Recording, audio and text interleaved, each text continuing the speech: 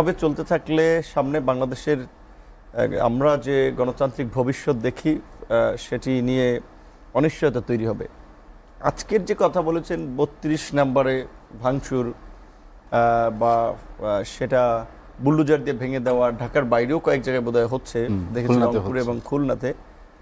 আমার প্রশ্ন হচ্ছে যে বিপ্লবের যে স্পিরিট বা মানুষের মধ্যে যে ক্ষোভের বহিঃপ্রকাশ, সেটা কিন্তু ৫ই আগস্ট হাসিনা বা ওই সময় বা তার পূর্বে যে পরিমাণে ছিল এখন ওইটা পাবেন না আপনি। এটা ন্যাচারাল বিষয়। ডে বাই ডে একটা গরম জিনিস রেখে দিচ্ছেন, ঠান্ডা হচ্ছে না, আবার খাইতে গরম করতে পারেন ওভেনে দিয়ে, তাহলে গরম করার জন্য আবার পদ্ধতি বা প্রক্রিয়া নিতে হয়।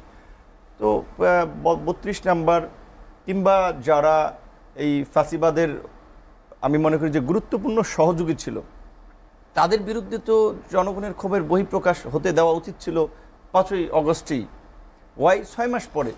তো এই জন্য আমি বলছি যে এই সমস্ত ঘটনাগুলো বরঞ্চ নতুন নতুন জটিলতা তৈরি করছে। বিকজ আপনি একটা খারাপ মানুষকেও যদি আপনার সামনে পিটিয়ে মারেন, ওর প্রতি মানুষের সিম্প্যাথি তৈরি হবে, যা হা লোকটা এইভাবে মাইরে ফেলাইছে, এইভাবে একটা মানুষকে মারতে পারে।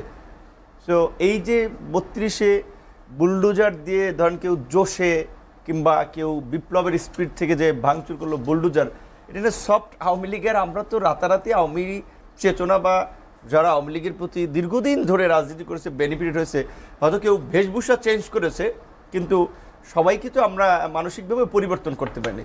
এখন গভর্নমেন্ট চেঞ্জ হয়েছে, এখন এই যে ৬৪ জেলার ডিসি এসপি, অথচ এই বিকেএমইর প্রেসিডেন্ট হাতেম সাহেবের কথা বলেন, এই আন্দোলন চলাকালীন সময় এরা ছাত্রদের সন্ত্রাসী আন্দোলন বলেছিল।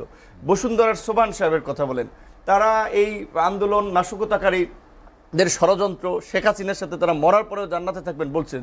এখন সবাই ওই বৈষম্যবিরোধী ছাত্র নেতাদের ডেকে ফান্ড দিচ্ছেন, এই আহত ছাত্রদের সহযোগিতা দাঁড়াচ্ছেন, তাদের ইতিহাস মোচন হয়ে যাচ্ছে। সো এই যে আমি বলবো ৬ মাসে যেটা ওই সময় করলে মানুষ যেভাবে নিত, এখন কিন্তু সেভাবে নিচ্ছে না। প্লাস এইটার একটা ইফেক্ট আছে ন্যাশনালি এবং ইন্টারন্যাশনালিও এটাকে দেখানো হচ্ছে, দেখো এখনও আওয়ামী লীগের নেতাকর্মীরা নির্যাতিত হচ্ছে, নিষ্পেষিত হচ্ছে, এইভাবে এখনও মানবতা বিরোধী অপরাধ হচ্ছে, উল্টো আরও যে বুলডোজার দিয়ে উড়িয়ে দেওয়া হচ্ছে, মানুষ ঘরে থাকতে পারছে না। তো এই যে মিথ্যা ন্যারেটিভটা, যেটা কিছুদিন আগে আপনার ইউকের এই হাউস অফ পার্লামেন্টের আপনার যে সর্বদলীয় যে সংসদের একটা কমিটি, তারা যে ওইখানে প্রস্তাব আকারে সেটাকে এখন তো দেখাবে এটা যে দেখো this is happening, so it's true. তো এই পরিস্থিতিতে আমাদের এই মুহূর্তে এই ঘটনাগুলোতে যারা ইন্ধন দিচ্ছে কিংবা সমর্থন দিচ্ছে, আমি কনফিউজ যে তারা কি বুঝে শুনে দিচ্ছে নাকি তারা একটা ভিন্ন কিছু প্রেক্ষাপট তৈরিতে দিচ্ছে। আমি যদি একটা ফেসবুকে স্ট্যাটাস দিয়েছিলাম, মানুষ আমার গাইলে 14 গোষ্ঠী উদ্ধার করতেছে, বাট আমি এই সমস্ত অতি উৎসাহী লোকজনের কথায় বা তাদের সমর্থনে, তাদের অ্যাটেনশনে তো আমি রাজনীতি করি না, আমার তো একটা বুঝ ব্যবস্থা আছে। সো আমি মনে করি যে এখন একটা সরকার আছে, বাংলাদেশ ইতিহাসের সবচেয়ে শক্তিশালী সরকার, বাম ডান বিএনপি জামাত ছাত্র সবাই সমর্থন করেছে। সেই সরকার 6 মাসে কি পান চাবাইছিল?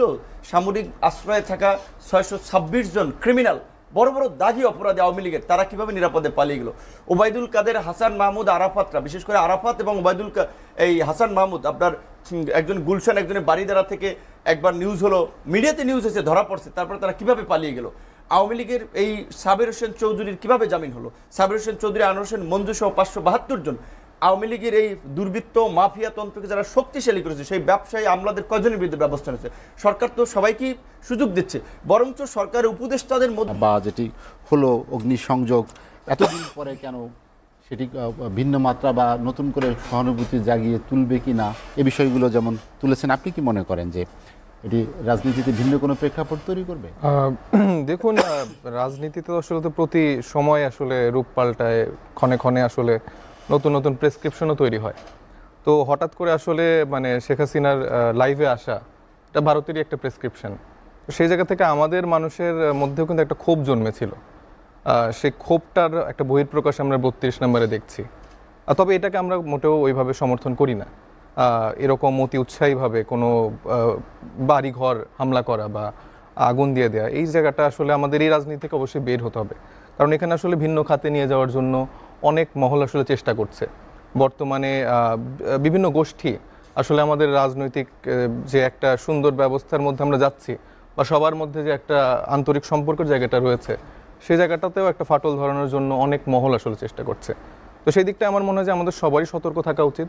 যতগুলো দল আছে, যত স্টেক হোল্ডাররা আছেন, এই জায়গা থেকে আমাদেরকে বের হয়ে আসলে নতুন যে আমাদের রাজনৈতিক বন্দোবস্তের কথা আমরা বলছি, সে জায়গা থেকে আমাদের নতুন করে চিন্তা করা উচিত। পজিটিভ এনার্জিগুলো নিয়ে আমরা আসলে সমাজের কোন কোন জায়গাগুলো কাজ করতে পারি। নুরু বললেন, উনি বললেন আমাদের অনেক জায়গায় আছে যাদেরকে আসলে সরকার ওইভাবে কিন্তু কোনো ব্যবস্থা করতে পারেনি। আবার আমাদের হাসিনার অনেক দালালরা হচ্ছে দেশ থেকে পালিয়ে গেছে। তো এই ব্যাপারগুলো সরকারের নিশ্চিতভাবে তাদের বিরুদ্ধে ব্যবস্থা নিতে হবে।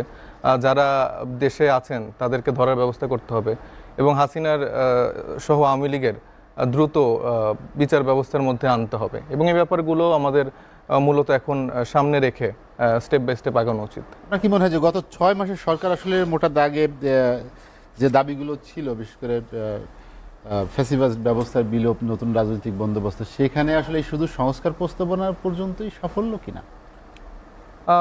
দেখুন, আসলে সামগ্রিকভাবে আমাদের এই সরকার তো আসলে একটা গণ অভ্যুত্থানের সরকার। বিগত যতগুলো সরকার ছিল তার থেকে কিন্তু সম্পূর্ণ আলাদা এবং আমাদের সবার জনগণের ম্যান্ডেট নিয়ে কিন্তু এই সরকার আসলে এসছে এবং এখানে সকল মানুষের একটা মতামতের ভিত্তিতে কিন্তু আমাদের এই সরকারটি গঠিত হয়েছে।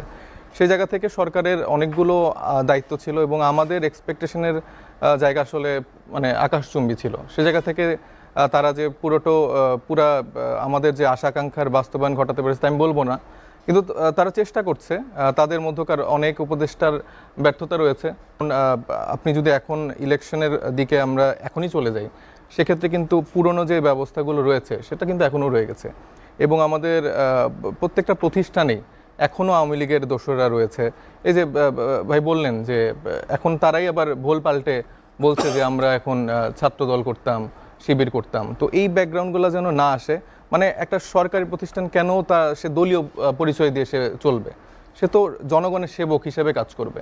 তো এই জায়গাগুলো সিস্টেমগত চেঞ্জ না হলে কিন্তু আসলে এই জায়গাটা আবার রয়ে যাবে। কারণ এখন অমুক দল বা তমুক দল পাওয়ারে আসলে তারা তাদের চর্চা করে ওই 17 বছরের সিস্টেমেটিক দিক দিয়ে আবার আগাবে। সরকারের যে সফলতার জায়গা, আমাদের যে ইচ্ছা আকাঙ্ক্ষার যে বাস্তবায়ন পুরোটা হয়নি, তবে তারা চেষ্টা করছে। আমার মনে হয় যে যেসব রাজনৈতিক দল বা স্টেক হোল্ডাররা আছেন তাদের জায়গা থেকে আরও একটু সহযোগিতা করতে হবে, তাদের ভুলগুলো ধরিয়ে দিতে হবে এবং সমাধান কি হতে পারে সেই জন্য আমাদের সবাইকে একসাথে কাজ করতে হবে। মুস্তাফিজ, নীতির নতুন কোনো প্রেক্ষাপট তৈরির চেষ্টা কিনা? ধন্যবাদ আপনাকে, প্রিয় দুই সহ আলোচক এবং যারা যুক্ত আছেন এসিটিভির সাথে। চেষ্টা কিনা আমি তা বলবো না, তবে আমরা অন্তর্বর্তীকালীন একটা সরকারের অধীনে আছে, তো সরকারের ব্যবস্থাপনার অধীনে আছে, পাশাপাশি একটা অন্তর্বর্তীকালীন সময়ও চলছে। অন্তর্বর্তীকালীন সময়টা একটু স্পর্শকাতর হয়, অনেক কিছু অগুছালো, এলোমেলো। একে ফ্যাসিবাদের পতন হয়েছে এবং গণমানুষই আন্দোলন করেছে। তারপর তার বিচারিক প্রক্রিয়া এখনো প্রতিষ্ঠিত না এবং স্বচ্ছ না। গ্রেপ্তার প্রক্রিয়া নিয়েও বিতর্ক আছে। সরকারে যারা আছেন তারা শপথ নেওয়ার পরও অনেকে পালিয়ে যেতে সক্ষম হয়েছেন, এ গুঞ্জনও আছে। আবার বাংলাদেশের মানুষ কিন্তু খুব এক্সট্রিম পছন্দ করে না বিধায় কিন্তু ওবায়দুল কাদেরের আশঙ্কা বাস্তবায়ন হয়নি। ওবায়দুল কাদেরের আশঙ্কা ছিল তাদের পতন হলে কয়েক লাখ লোক মারা যাবে, বাংলাদেশে আওয়ামী লীগের কোনো চিহ্ন থাকবে না, অস্তিত্ব থাকবে না, এরকম করে কিন্তু ওবায়দুল কাদেররাই একসময় আশঙ্কা করতেন। কিন্তু দেখবেন যে আপনি 5ই আগস্টের পর বাংলাদেশের মানুষ কিছুটা ক্ষোভ প্রকাশ করেছে, বাকিটা